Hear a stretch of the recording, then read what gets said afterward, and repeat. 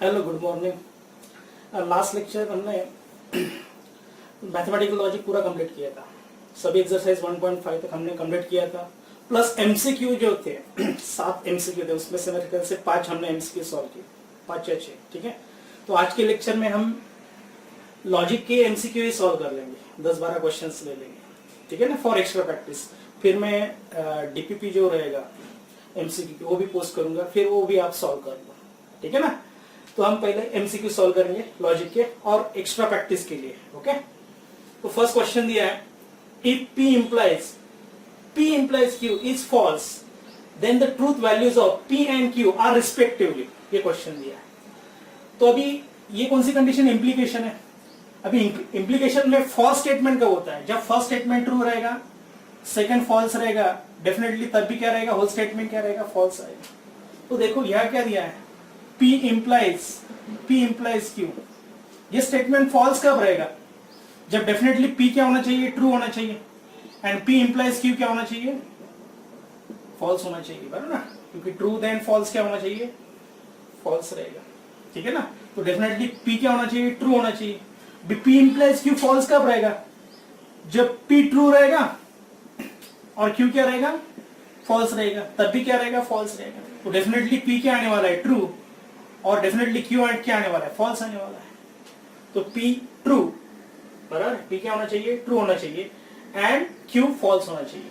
P is true and Q is false, and definitely answer क्या रहेगा, D option रहेगा। Okay, फिर से बता रहा हूं मैं, देखो इंप्लीकेशन में फॉल्स कब रहता है, जब फर्स्ट स्टेटमेंट ट्रू रहेगा, सेकंड फॉल्स रहेगा, तब भी होल स्टेटमेंट क्या आने वाला है, फॉल्स आने वाला है, अदरवाइज क्या रहेगा, ट्रू रहेगा।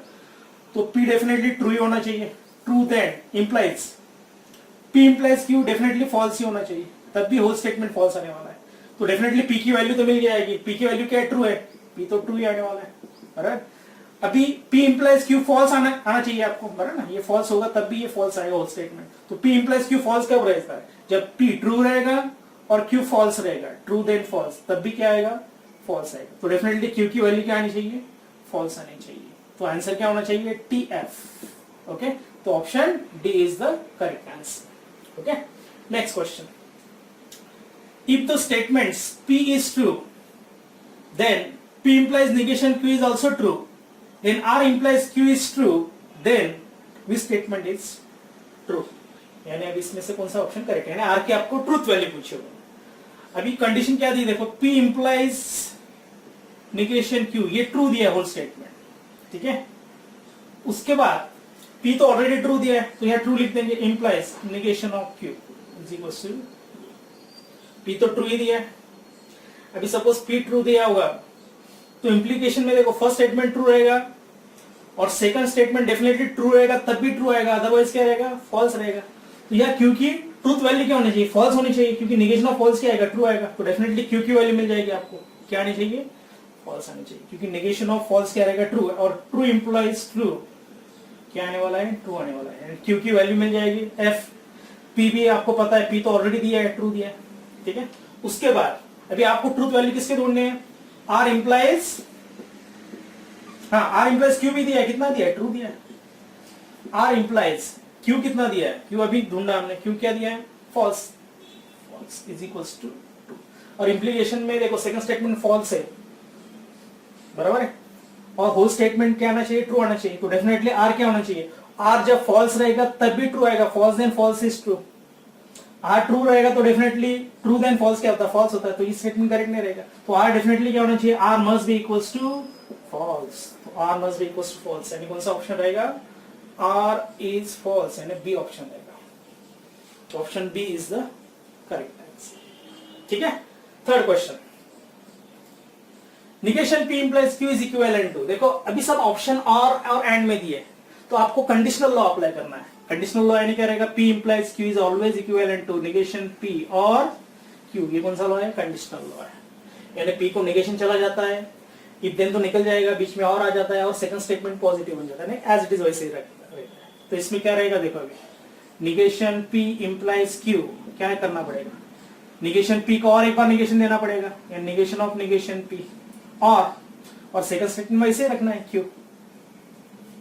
है ना, ये लॉ लगा दिया हमने बाय कंडीशनल लॉ। तो नेगेशन ऑफ नेगेशन पी क्या रहेगा, पी रहेगा, तो पी और वैसे रहेगा पी और क्यू आने वाला है, तो ऑप्शन क्या रहेगा, डेफिनेटली ए रहेगा। ठीक है ना, या कौन सा लॉ अप्लाई किया मैंने, कंडीशनल लॉ। ये कैसे डिसाइड किया, ऑप्शन में सब जगह इफ देन कनेक्टिव है ही नहीं, तो और एंड नहीं दिया है, तो हम कौन सा अप्लाई करेंगे लॉ, कंडीशनल लॉ अप्लाई करेंगे। P implies Q is always equivalent to negation P और Q, तो इसलिए negation P implies Q is equivalent to negation of negation P और Q आएगा, negation of negation P आने वाला है, तो P और Q ये फाइनल आंसर है, option A is the correct।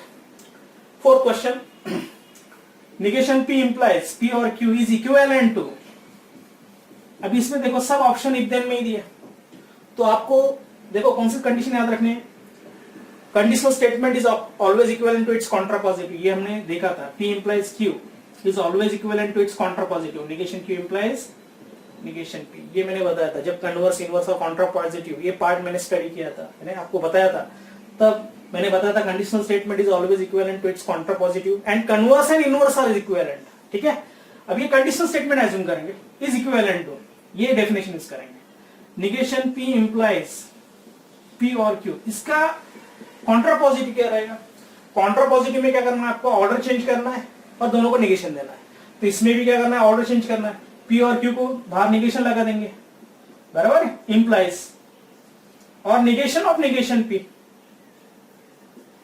ये हो जाएगा इसका कॉन्ट्रापोजिटिव, कंडीशनल स्टेटमेंट का ये कॉन्ट्रापोजिटिव होगा। देखो इस हिसाब से देखो, P implies Q conditional statement is equivalent to its contrapositive, contrapositive में क्या करना है, ऑर्डर चेंज करना है, इफ देन तो वैसे रहेगा सिर्फ दोनों को नेगेशन देना है, इसमें भी क्या किया मैंने, ऑर्डर चेंज किया है दोनों का और दोनों को नेगेशन दिया है। ठीक है, तो ये बनेगा नेगेशन P और Q implies P, अब ये ऑप्शन है क्या देखेंगे, नेगेशन ऑफ P और Q implies P, नेगेशन नहीं है, नेगेशन P और Q नहीं दिया, लेकिन यहाँ लॉ लगा देंगे, नेगेशन फॉर एंड कनेक्टिव और कनेक्टिव के लिए, negation P and negation Q implies P, तो ये ऑप्शन आएगा, देखो ऑप्शन कौन सा आएगा, C आने वाला है, यहाँ लॉ लगा दिया मैंने, ये कॉन्ट्रापोजिटिव है लेकिन यहाँ फिर से नेगेशन फॉर और कनेक्टिव लगा दिया, negation P and negation Q implies P, तो ऑप्शन कौन सा रहेगा, C रहेगा। Okay, note this.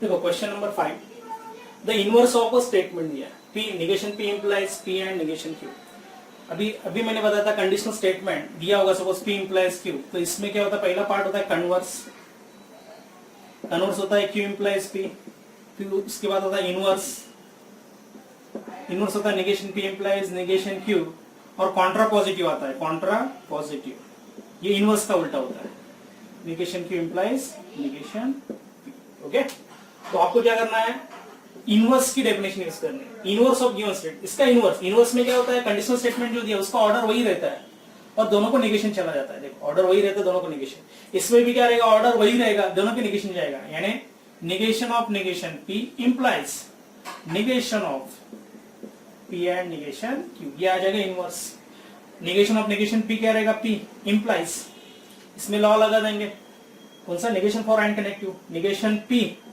एंड का और हो जाएगा, नेगेशन ऑफ नेगेशन Q क्या रहेगा, Q रहेगा, तो ये ऑप्शन देखो कहां है, P implies नेगेशन P और Q, नेगेशन P और देखो P implies नेगेशन P और Q, ये ऑप्शन कौन सा रहेगा आपका, A ऑप्शन रहेगा। ठीक है, तो ये डेफिनेशन आपको याद है। सेम क्वेश्चन है क्वेश्चन नंबर 6, लेकिन इसमें क्या दिया, स्टेटमेंट दिया है, इसमें एक्चुअली क्या था, स्टेटमेंट था लेकिन ये सिंबॉलिक फॉर्म में था, ये अभी स्टेटमेंट दिया है, तो आंसर भी स्टेटमेंट में ही रहेगा फॉरवर्ड में। तो इसमें क्या दिया, देखो inverse of if hot then rain, order तो वही रखना है आपको, अभी जो बताया इनवर्स में ऑर्डर वही रखना है, सिर्फ दोनों को नेगेशन देना है, इफ हॉट देन रेन का नेगेशन क्या रहेगा, यानी इनवर्स क्या रहेगा, if not hot then not rain, if not hot then not rain, यानी ऑप्शन कौन सा रहेगा, D, D is the correct option. Okay, answer note this.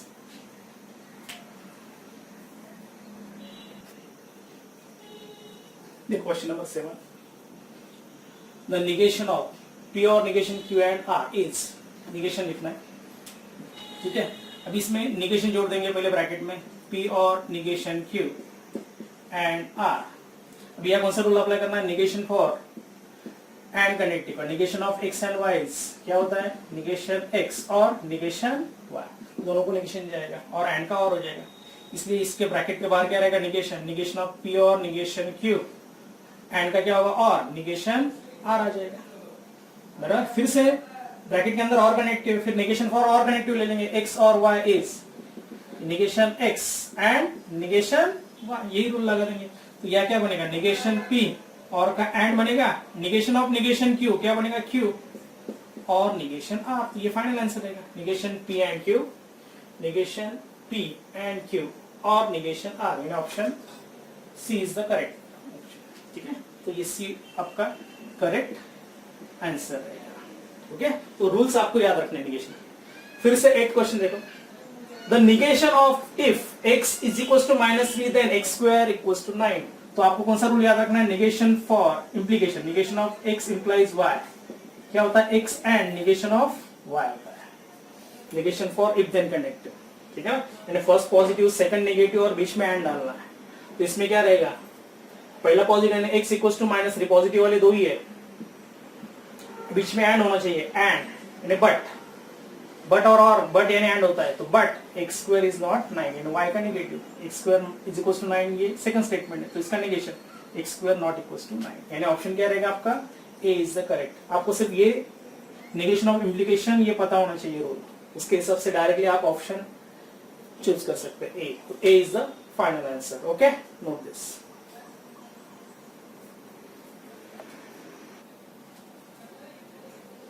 Question number 9, dual of a given statement P implies Q और Q implies P। अभी dual का meaning क्या होता है, a statement obtain by interchanging and by और by and, बराबर है। उसके बाद tautology by contradiction, contradiction by tautology, और ट्रू बाय फॉल्स और फॉल्स बाय ट्रू, ये होता है ड्यूअल। यानी P और Q रहेगा तो उसका ड्यूअल क्या रहेगा, डेफिनेटली P एंड Q रहेगा। P और टोटोलॉजी रहेगा तो उसका ड्यूअल क्या रहेगा, P एंड कॉन्ट्रडिक्शन रहेगा, ठीक है। यानी और का एंड का और करना है, ठीक है। ट्रू का फॉल्स, फॉल्स का ट्रू, टोटोलॉजी का कॉन्ट्रडिक्शन, कॉन्ट्रडिक्शन का टोटोलॉजी, इतना ही होता है। अभी उन्होंने जो स्टेटमेंट दिया P implies Q और Q implies P, लेकिन हम क्या करेंगे, ये सभी स्टेटमेंट, ये जो दिया हुआ स्टेटमेंट ये और में कन्वर्ट कर देंगे, और नहीं तो एंड में। इसमें आपको कंडीशनल लॉ अप्लाई करना है, यानी P implies Q is equivalent to क्या होता है, निगेशन P और Q होता है। ये कौन सा लॉ है, कंडीशनल लॉ, ये आपको पहले यहाँ अप्लाई करना है। यानी क्या रहेगा, निगेशन P और Q, और ये क्या बनेगा, निगेशन Q और P आने वाला है। तो सब जगह कौन सा कनेक्टिव आ रहा है, और आ रहा है।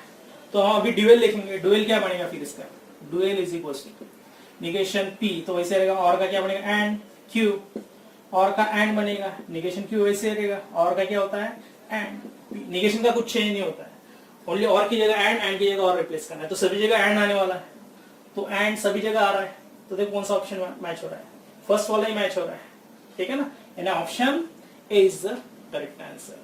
देखो मैंने क्या किया है, पहले इफ देन कनेक्टिव और में कन्वर्ट कर लिया है by using conditional law, okay. Conditional law लगा के मैंने पहले ये और में कन्वर्ट किया है, और उसके बाद डुअलिटी थ्योरम अप्लाई किया है, ठीक है। और डुअलिटी थ्योरम अप्लाई करने के बाद ये ऑप्शन आपका मैच हो रहा है, ये ऑप्शन मैच हो रहा है, ठीक है।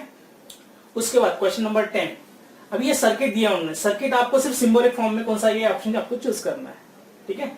तो देखो P Q R ये तीनों स्विचेस सीरीज में रहेगा तो एंड कनेक्ट यूज होता है, बराबर ना। यानी P and Q and R, P and Q and R सभी जगह दिया है। उसके बाद ये कनेक्टिव जो है Q डैश, ये उसको क्या है, पैरेलल है, तो और निगेशन Q रहेगा। Q डैश का मीनिंग क्या होता है, निगेशन Q रहेगा, बराबर ना। तो P and Q and R, और क्या रहेगा, negation P, negation Q, sorry negation Q, तो निगेशन Q दो जगह है और में, यानी आपका आंसर ए और बी में ही है, बराबर है। फिर और एक ही जगह देखो, ये एंड तो चला जाएगा, बट एंड नहीं रहेगा, अभी और है ना ये, क्योंकि ये पूरा ब्लॉक और ये आर डैश जो है इसको पैरेलल है, तो और ही रहेगा डेफिनेटली, और बराबर है। और फिर से ये किसमें पैरेलल है, तो एस और निगेशन पी आ रहा है, देखो बराबर है। एंड ये सीरीज में एंड निगेशन आर, तो डेफिनेटली कौन सा ऑप्शन करेक्ट रहेगा, B is the correct option, ठीक है। Note this.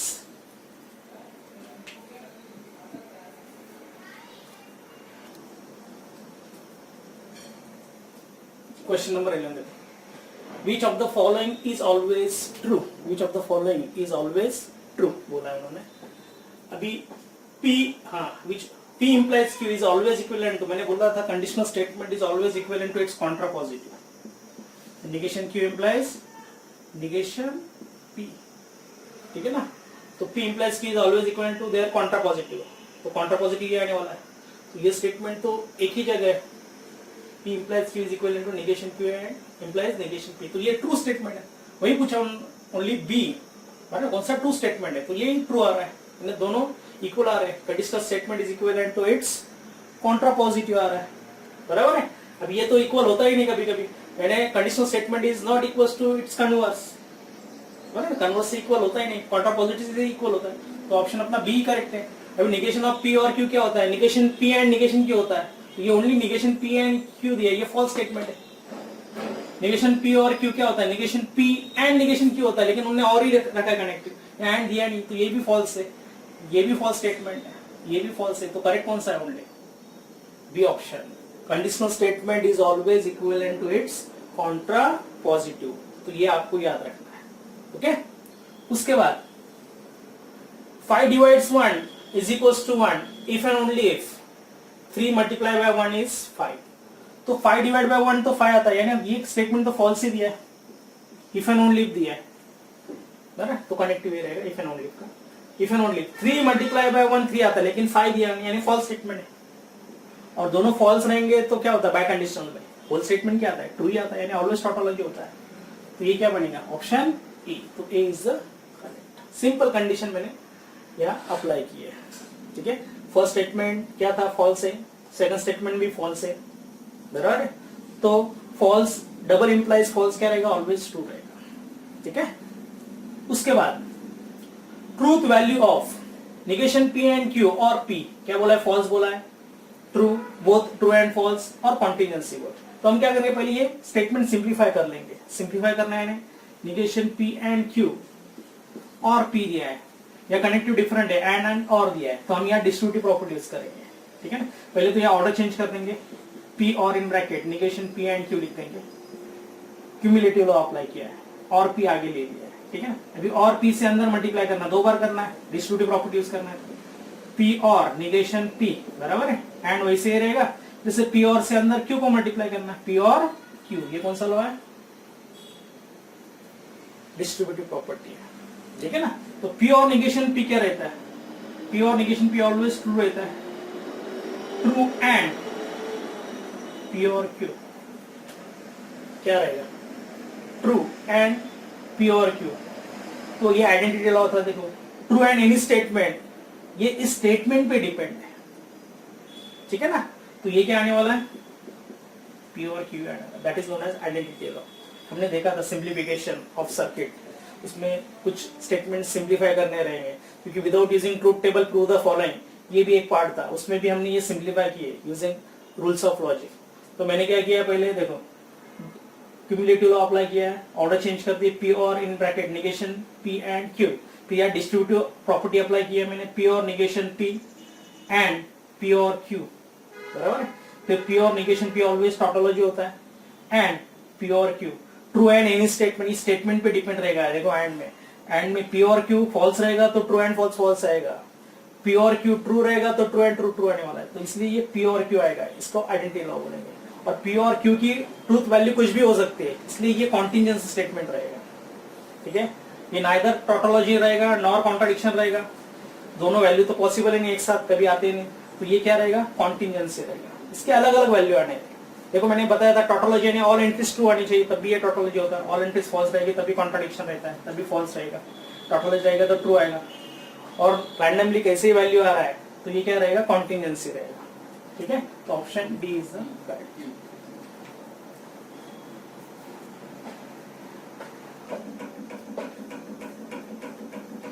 हाँ, 13th question, if P is true, Q is false, P true दिया है, Q false दिया है, then truth values of negation P implies negation Q implies negation P, इसकी truth value पूछे। तो हम पूरा स्टेटमेंट लिखने के पहले negation P implies negation Q implies negation P, इसमें वैल्यूज डाल देंगे। P क्या दिया, ट्रू, तो negation of true क्या रहेगा, false, implies Q फॉल्स दिया है तो फॉल्स का निगेशन क्या रहेगा, ट्रू रहेगा. Implies negation of true, true दिया है, निगेशन ऑफ ट्रू क्या रहेगा, फॉल्स है. तो फॉल्स इंप्लाइज ट्रू क्या होता है, ट्रू ही होता है. ट्रू इंप्लाइज फॉल्स क्या रहेगा, ट्रू इंप्लाइज फॉल्स ऑलवेज क्या रहेगा, फॉल्स ही रहेगा. ट्रू देन फॉल्स, फॉल्स ही होता है. कुछ नहीं, इसमें क्या किया, पी की वैल्यू ट्रू और क्यू की वैल्यू फॉल्स की स्टेटमेंट में डाली और सिर्फ सिंप्लीफाई किया. आपको सिर्फ कंडीशन याद रख के आपको फाइनल आंसर लिखना है, ठीक है ना. तो पी की वैल्यू ट्रू थी तो निगेशन ऑफ ट्रू मैंने फॉल्स लिखा है. देन क्यू फॉल्स था तो निगेशन ऑफ फॉल्स क्या होता है, ट्रू होता है. तो फॉल्स इंप्लाइज ट्रू क्या रहेगा, ट्रू रहेगा. Implies negation of P, P true दिया है, निगेशन ऑफ ट्रू क्या रहेगा, फॉल्स रहेगा. ट्रू इंप्लाइज फॉल्स क्या रहेगा, फॉल्स. तो ऑप्शन क्या रहेगा, D is the correct option. Okay. उसके बाद 14 सिंप्लीफाइड फॉर्म ऑफ स्टेटमेंट दिया है. इसका सिंप्लीफाइड फॉर्म देखना है, यानी यूजिंग रूल्स ऑफ लॉजिक हम सिंप्लीफाई कर सकते हैं. तो कौन सा ऑप्शन करेक्ट है वो देखना है. तो हम क्या करेंगे, पहले P एंड निगेशन Q और P and Q and R और निगेशन P एंड R, इसमें से एंड R कॉमन निकल सकते हैं. तो हम पहले एसोसिएटिव लॉ लगा देंगे, यानी P एंड निगेशन Q और इसमें ब्रैकेट ले लेंगे P and Q and R और निगेशन P एंड R ले लेंगे. एसोसिएटिव लॉ अप्लाई किया, फिर एंड R कॉमन निकालेंगे, ठीक है ना. तो ये तो वैसे ही रहेगा P एंड निगेशन Q और, ठीक है. इसमें से एंड R बाहर निकालेंगे, ठीक है. तो ब्रैकेट में क्या बचने वाला है, P एंड Q और negation P.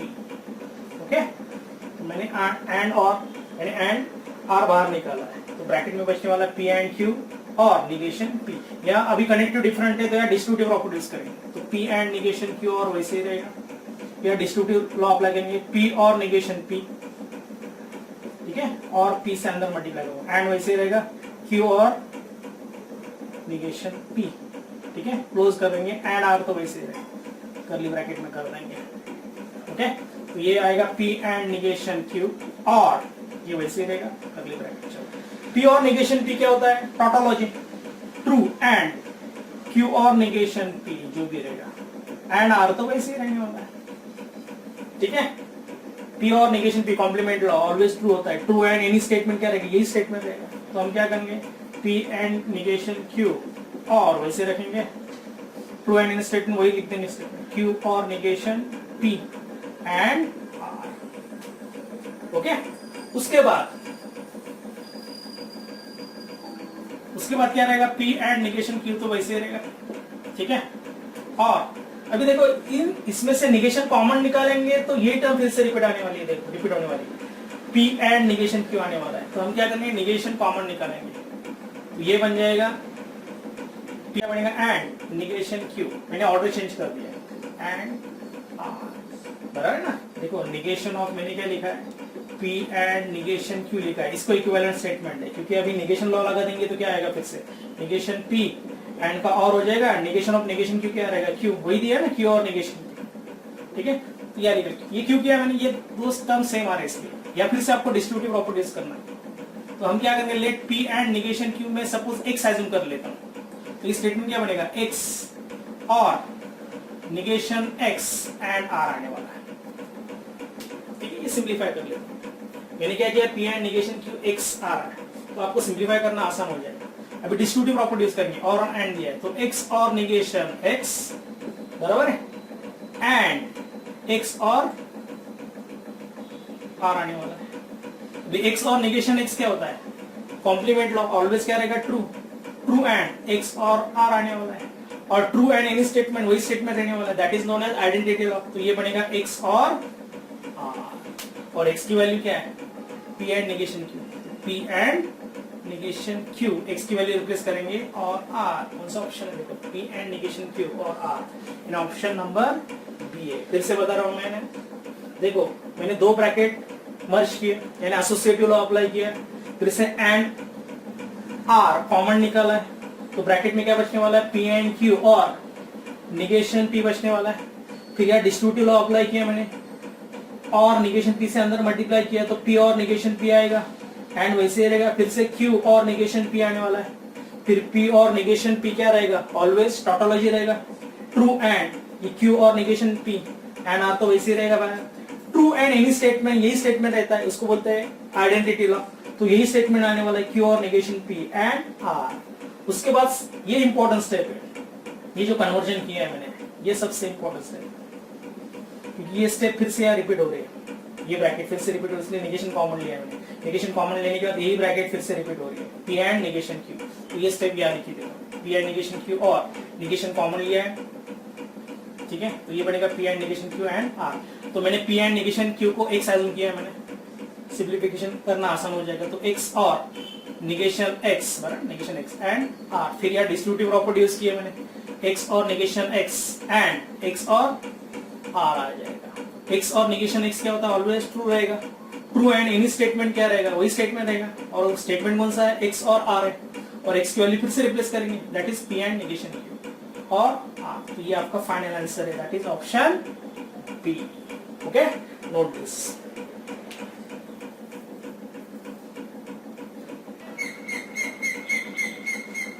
Question number 15, again simplified form of दो ब्रैकेट की हमने, नेगेशन पी और क्यू एंड आर और P and negation Q and R, ठीक है। तो इसमें क्या करेंगे, फिर से एंड आर कॉमन निकल सकते हैं, ठीक है। तो एंड आर कॉमन निकल,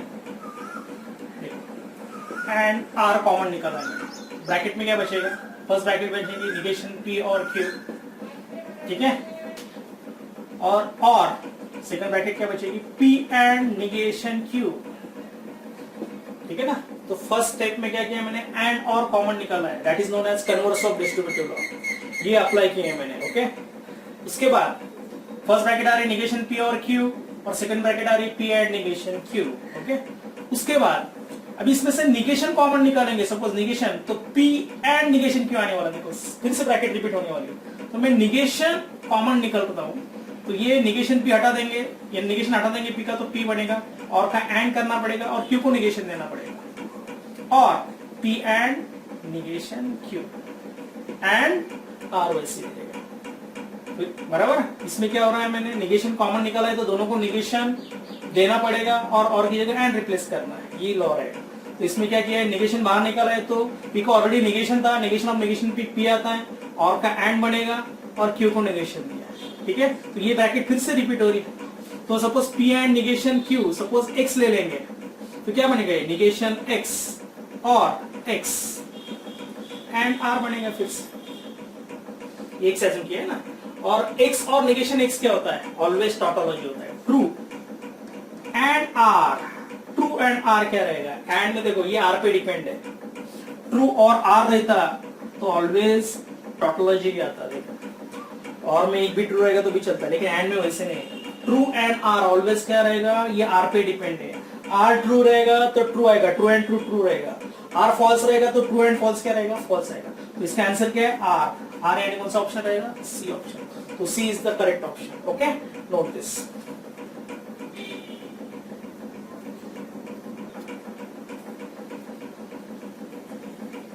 ठीक है, तो ये एमसीक्यू हमने सॉल्व किए, बहुत सारे अपने 15 और उसमें से 7 है, टोटल 22 तो हमने सॉल्व किए, ठीक है ना। तो उस पर मैं जो भी रहेगा डीपी पे मैं ग्रुप पे पोस्ट कर दूंगा, ठीक है।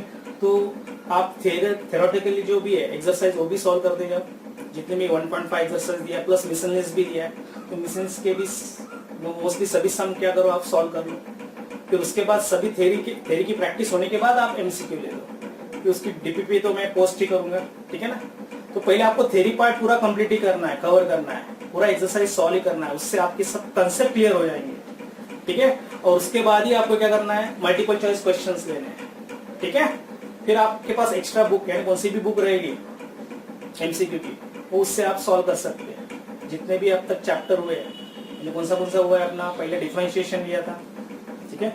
उसके बाद कौन सा एप्लीकेशन ऑफ डेरिवेटिव, और ये अभी ये दोनों चैप्टर कौन से थे, मैथ्स 2 के थे। फिर मैथ्स 1 का हमने लॉजिक भी कंप्लीट किया है, ठीक है ना, उसके एमसीक्यू भी सॉल्व कर लिया है, ठीक है। तो इसकी प्रैक्टिस आपको करना जरूरी है, ठीक है ना। अभी तक हमारे 3 चैप्टर कंप्लीट हुए, तो तीनों चैप्टर की आप अच्छी तरह से प्रिपरेशन कर लो, उसके एमसीक्यू भी आप एक्स्ट्रा सॉल्व कर लो। पहले तो थ्योरेटिकल पार्ट पूरा कंप्लीट करना है, पूरा टेक्स्ट बुक आपको सॉल्व करना है, क्योंकि बोर्ड में जो भी क्वेश्चन आने वाले हैं सब टेक्स्ट बुक में से ही आने वाले हैं, टेक्स्ट बुक के बाहर के कुछ भी नहीं आने वाला है, ठीक है ना। इसलिए जो मैंने एक्स्ट्रा जो एक्सरसाइज दी है सीबीएसई की जो बोर्ड की बुक है उसमें से दिया है मैंने, तो वो कर लो, वो प्रैक्टिस के लिए जरूरी है क्योंकि एमसीक्यू में उसका सपोर्ट होगा। ठीक है ना। तो हम अभी नेक्स्ट लेक्चर से मैट्रिसेस सेकंड चैप्टर स्टार्ट कर देंगे, मैथ्स 1 का ही सेकंड लेसन ले लेंगे। ठीक है, तो आप यह प्रैक्टिस करते जाओ। ठीक है, तो हम क्या करेंगे नेक्स्ट लेक्चर में मैट्रिसेस स्टार्ट कर देंगे। ओके, तब तक good bye, have a nice day.